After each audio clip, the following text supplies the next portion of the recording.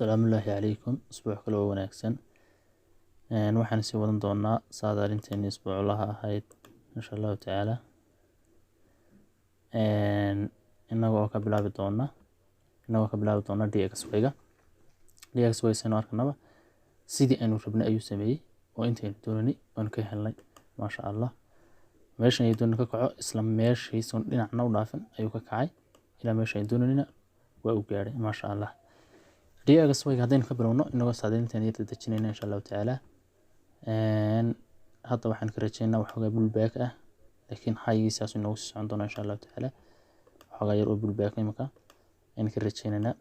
ilaa meelahan anyway inuu soo gaaro mar kalena kor u sii qaadano hadii la xidhaahdo new high in halka ka eegno ilaa trend line hadii la soo gaaro no problem waynu suganaa oo DXY waa suuq wanaagsan oo imika awoodiisa yeeshay oo doonayna inuu kor u sii socdo insha Allah taala DXY new high kan new low loo sameystay doonayna anyway meelahan looga sameysto anyway meelahan looga sameeyo ilaa dimension-yadan loo soo buuxiyo ilaa iyo dimension-kaas loo soo buuxiyo okay ilaa xagga aan soo diimaado suuqo no problem way sugan ilaa inta uu nasina confirmation sax laakiin ka faa'iideysanay wasbici hore lacag wanaagsan ka qabanay euro USD way lacagta ku xigta hadaynu eegno euro USD sinu doonay ayada noqotay halkan ayaa loo wahayd low halkaas ay marisay maalta soo sheegan lahayn hoos soo kaco oo inta ay noo daato intina way noo daatay ma sha Allah halkeen sheegana ka soo daato ayuu ka soo daatay ilaa iyo wax soo daatay ilaa 160 bib soo daatay runtii waa lacag aad wanaagsan meelahaas baan ugu kaga baxnaa laakiin waa lacag sinu doonay inoo noqotay ma sha Allah marka iyadana saadaalinteeda hadeen hadda saadaalino xagee ku ciid doonto isbuucan iyana waxaan doonaynaa inay dib noogu soo noqoto oo ay pullback inoo soo sameyso ka bacdina anyway meelahan soo gaadho markaas iyadana haddana new sell kale u soo qaadan doona hadii la xidhaahdo laakiin intaan pullback ay ku jirto waxba qaadan mayno oo suuqna soo noogu jiri doona insha Allah taala taasna waa USD maadaama isbuuc hore ka faa'iideysano isbuucan iska sugno xataa waxba inaguma hayso waayo waa la yirsugo inta dumar aad ka heshay faa'iidadaadii in suuq ku soo laabanayo hadii hore uga socono jijay iyadna waa lacag aad wanaagsan ay ahayd iyadna sidii aynu doonay ay noo noqotay ma sha Allah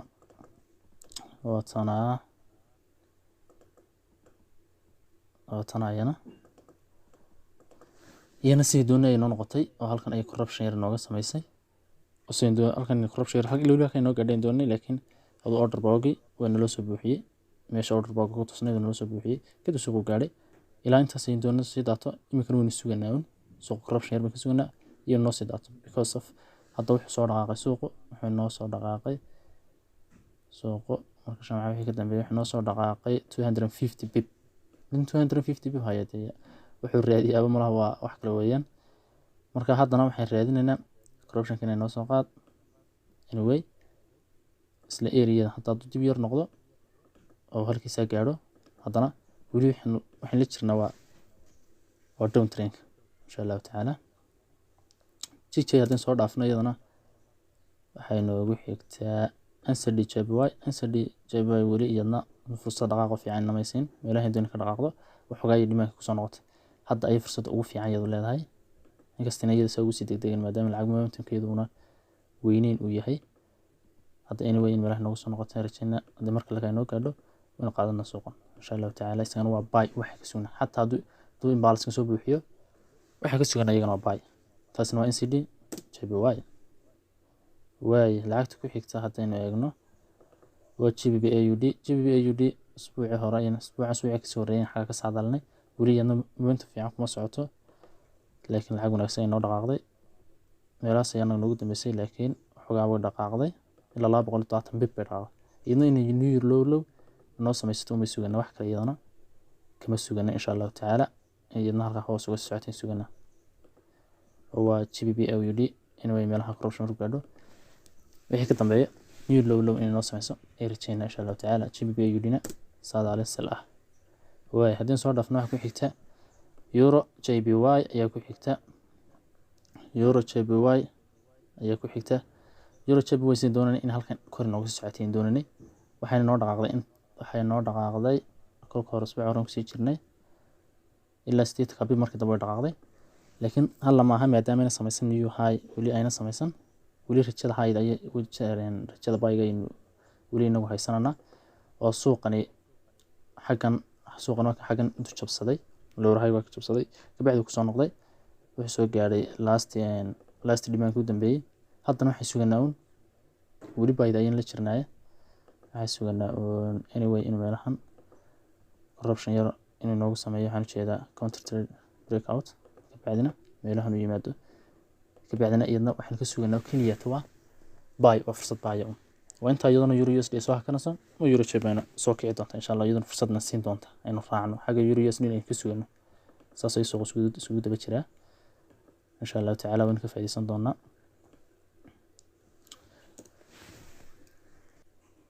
okay lacagta ku xigta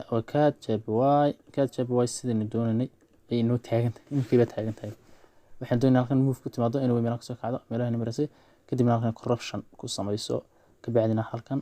counter trade breakout samayso counter trade breakout kana way noo samaysay kan waan iska qaadanaa haddaynu tagno 2 hour-ka waxaan filayaa inay noo samaysay counter trade-ka iyadana haddaynu eegno watana xagana higher ku jiray low kadibna new high bay samaysay kadibna breakout soo samaysay way ku noqotay misabib ay noo soo dhaqaaqday misabib wali lacagtu way noogu jirtaa misabib markii hore 80 bib ka TB1 TB2 kayna laakiin imika waxay suganaa suuq si fiican aadna uga faa'iideysato maadaama laga yaabo in xagga dambe suuqa ka soo awaato ama ka soo gasho in way meelaha corruption ay noogu samayso waxaan ka sugnaaba waa doon tarin iyadana wax kale kama sugna iyadana haddii la yiraahdo way taasina waa CAD JPY haddii soo dhaafno waxay noogu xigtay GBP CHF lacagtii iyadoo usbuucii ka soo horeeyay usbuucii soo dhaafay usbuucii ka soo horeeyay inuu faa'iido fiican ka qabsanay ahayd lacagta waxay doonayaan halkii noo gaadho inoo maysan gaadhin iyadoo halkan dhaafinba way soo daadatay laakiin waxba kuma degdegno markii saas oo kala aragno iska sugnaa lacagta hadda lacagtana si fiican iyo corruption soo dhamaystay bullback-teeda halka in meelaha inoo gaadho order block ay filanay laakiin way gaadhi weyday waana xogaabana soo daadatay hadda hal lama aha waynu suganaa ilaa inta ay mar labaad kasoo buuxinayso anyway meelahan kolkaas aynu si fiican iyadana miyuu low uga qaadan doonaa laakiin meelahan ka dhaqaaqdo isku gelimayno faraxna la gelimayno wayn ka soconanaa GBP CHF-na hore nuga soconanaa tan nuga xigtaa waa USD JPY iyadana muddo ku jirtay corruption hadda ayana noo samaysay new high iyo hadda noo samaysay anyway meelahan ilaa halkan ilaa eriyooyinkan waxaynu ka sugi doonaa haddii ilaahay yiraahdo down train ilaa inta halkan soo gaarayso iyadna gelimayno haddii ilaahay yiraahdo ilaa intay soo gaarayso halkan iyana gelimayno laakiin corruption-kaas in iska daawanana kabacdi iyadna buy baynu qaadan doonaa marka anyway meelaha inoo soo gaadho ama meelaha inoo soo buuxiso in break out iyadana helo USD JPY maadaama inoo samaysatay new high halkan inooga samaysatay okay halkan new high inooga samaysatay iyadana waxaan sugnaaba waxa weeyaan iyadna waa bullback kaliya tumidana sugan insha Allah taala haddana hore uga socono GBP USD iyadna isbuuciidan mayna farqayn jirin maadaama ku jirtay corruption hadda waxayna siisay new low ayna siisay oo low cusub ayaa halkan naga siisay maxaan ku dhahay halka low cusub ayay naga siisay new low anyway kana high baan ka soo qaadnaa kana waa haygeeni marka haygeennina maxaan ku dhahdaa inta u dhaxaysa in bullback-teedana ka suganaa suuqyada marka USD-ga waxaas la socda dhammaantood bullback ay ku jiraan maadaama dhaqaaqin move dhammaystiran hadda bullback ay ku jiraan suuqana waxaan ka rajaynaynaa anyway isna bullback-ta meelaha inoo yimaado ilaa halka haddii inoo soo gaadho okay waxaan ka sugnaa waa new low wax kale insha Allah taala sugi mayno GBP USD-na oo lacagiyaduna aad u wanaagsan oo imika samaystay new low kana waa high suuq cusub maadaama yahay new high waaye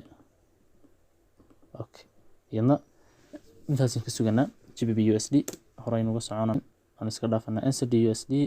oo iyadna lacag aad u wanaagsan ahayd labadeeni dhimaan bay soo dhaaftay kan way soo dhaaftay waan arkay kanna markii joogtay one year suganay in break out meelaha ka sameyso way halka ku noqotay laakiin wax break out ama ay sameeyeen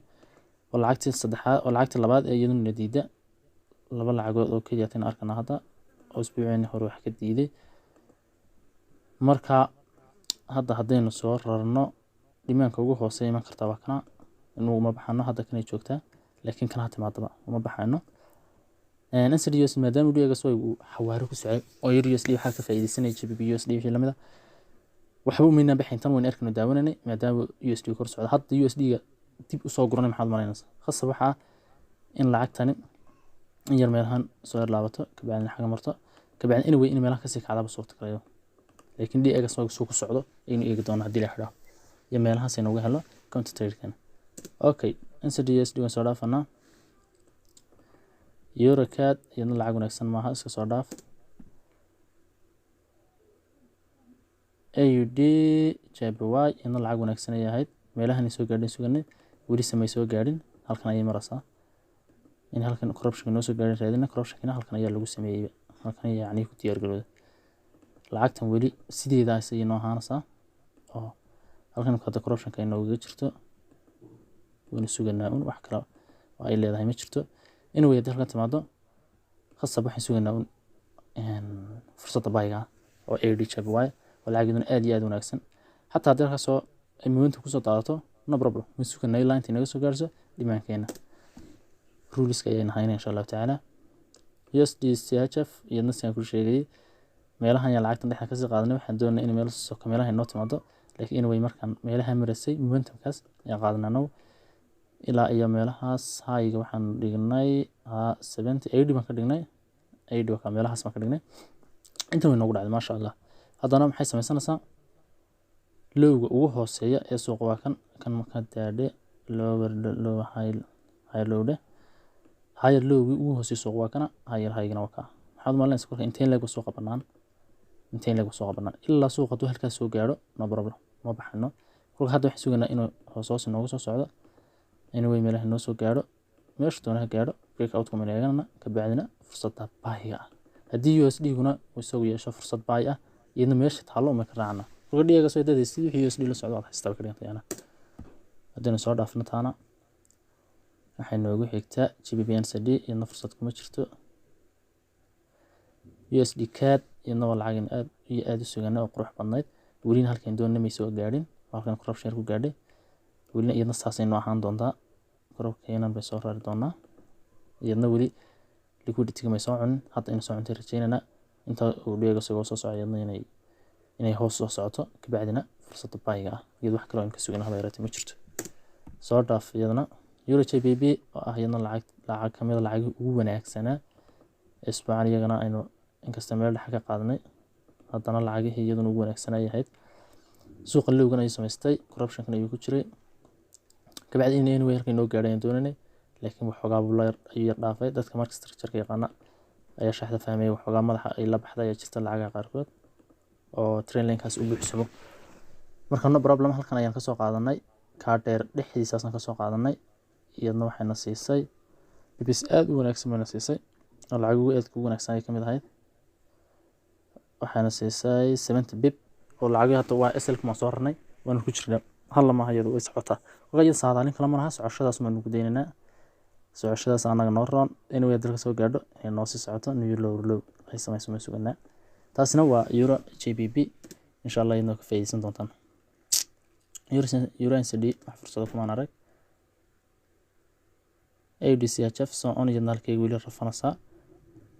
weli ma ay dhaafin break out ka samaysay dhowr jeer ay ku soo noqotay ka bacdiyadana ishu ma ku haynay maana gal maadaama 4 trade la 5 trade wax ka badan oo kale aan ku jirnay laakiin waa fursadaan suuq fursad macaan lahaa ee galasay intaas ay u dhaqaaqay haddana sii soconaya halkaas aynu ku soo joojin doonaa insha Allah taala analysis keeni usbuuc laha ahaa